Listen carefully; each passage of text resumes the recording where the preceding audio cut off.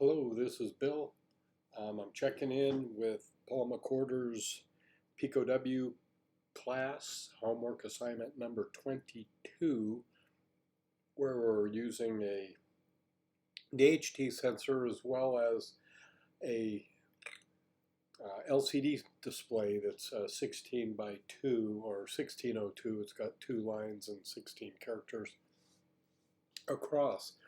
I'm kind of going backward a little bit on this lesson. When I set this up, I got a new DHT sensor, one with 4 legs, and I was just going to touch base on that a little bit. So this is actually the lesson, I believe, 21, and on that one, and we went through, Keith chimed in and gave a solution to the sluggishness of the button press. And anyways, I changed a couple of things on that homework assignment. One, right off the bat, I changed the sensor, and before with the 3-legged sensor, if I had anything less than 0.86 seconds, it would air out. Just plain didn't work. You can see this one I've got at 0.1 seconds, which is obviously much faster, and it works. Another thing I did that was probably just, faking me out a little bit, is I changed button press from display on release to display on the press. So that makes it appear a little bit faster. Let's cue it up and see how it looks. Oops, I pressed that by mistake. But anyways, when you don't press the button, I started it out at 0, so there's nothing. You press a button once, it goes from centigrade. Press it again, and it's hot in here. This room, it's late in the afternoon, and it's a west-facing window, so I should have done this in the morning. And press it again, and you got humidity. So it works, and I guess it's still pretty sluggish, but it's definitely better than it was. And so now we'll move forward to the real homework assignment. So what I did with this one is it's the same stuff we've been doing.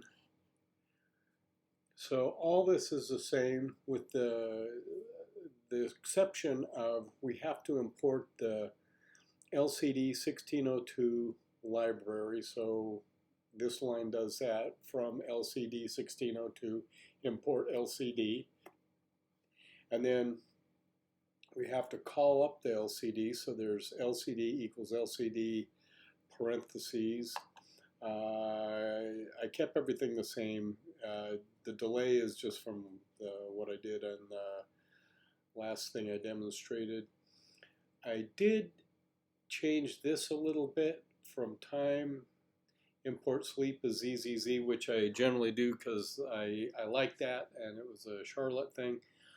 But the way Keith's more responsive timer code came up, I just changed it to import time. And so you'll see that in just a second. We go through the same thing. Old button state equals 0. Button pin equals button pin dot in pin dot pull up. So that's for the button, and we've got a pull down resistor on the DTH setup, and I just copied that the way Paul did because it works. I still have the counter. We really only have 2 arguments on this, so I could have stuck with the original lesson that Paul had where we dealt with Fahrenheit and centigrade being true or false, on or off, just a two Boolean logic type thing. I had the counter there and I just kind of copied and pasted, so I just stuck with that. Then we do LCD equals LCD. Oh, I've got that in there twice. We already called it up. I guess I don't need that. Then this is part of Keith's timer, and what happens with that to make it more responsive is it doesn't grab the measurement from the sensor until 2 seconds have passed. And so if you press it more quickly than that, it would be displaying something from a second ago rather than 2 seconds, or at least that's my understanding of how this works. So we do previous time equals time dot ticks underscore milliseconds. That puts it in milliseconds. Down here in the timer thing we have 2000, so that's 2 seconds. 2000 milliseconds is a second. So this is kind of like checking our button clicks. It has if time dot ticks underscore diff, which is subtraction. If you change that to add, it'll add stuff, and it takes the time dot ticks and compares it to the previous time. So and we set all that equal up here. So this thing starts going. The ticks part starts going. I was kind of wondering where Keith came up with that or why he was naming it that. And I Googled up the Pico, or not the Pico, the Python library for time, and that's just what it is. It's the code. It's what it recognizes. So that works, and it kind of a light bulb went off when I saw that. Excuse me. So then we measure, or we call up the sensor to measure, and then after that we reset the timer. So previous time equals time.ticks, otherwise it would go forever time-wise. That number, that 2000 would just keep climbing. So my understanding is why this thing is going around to 2000, that won't measure it until that's gone forward. So now when we get down here to button equals button state dot value, we're checking to see if the button's pressed or not. And my understanding is if that's not being pressed, these values could be a second old or up to 2 seconds old, but the button should be faster. So here we go, button state equals 0 and old button state equals 1.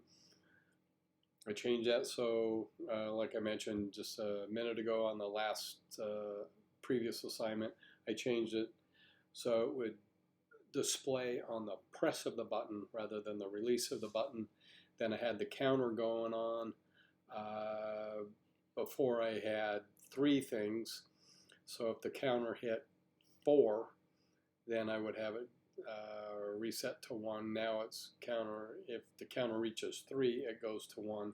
So when I start this out, the counter is 0, so the program is running and nothing's being pressed, so nothing displays until you actually press the button for the first time. So you press it once and it will display. Let me go up here a little bit more. You press it once and it'll display temp C. Press it again, it'll display temp F. Keith actually had like a little bonus display video, and so I had seen that before, so I was kind of keyed into having to change CHR to 223 for this display rather than when it displayed on the serial monitor of the 176. We had to make this a string. If I didn't put that in there, things didn't work. And it kind of clued it in, said it was an int or something. So I changed that to a string. We don't have to worry about the scroll stuff on this. And then you press it again. Some of these that I've commented out were old stuff that I should have gotten rid of to make it look a little nicer for the purposes of this video. So anyway, that's the way it is. One thing that I should mention, and Paul mentioned in the thing, when we hook up the display that's hooked in to GPIO pins 6 and 7, and that's just built in. It's just the way it is. So we don't have 6 and 7 mentioned here. One thing, oh, my camera stopped. Let me get this thing going. One thing that I'm going to throw out there is I've got this same sensor that came, actually two of them came with the Arduino set, but if you flip it over, it doesn't have this little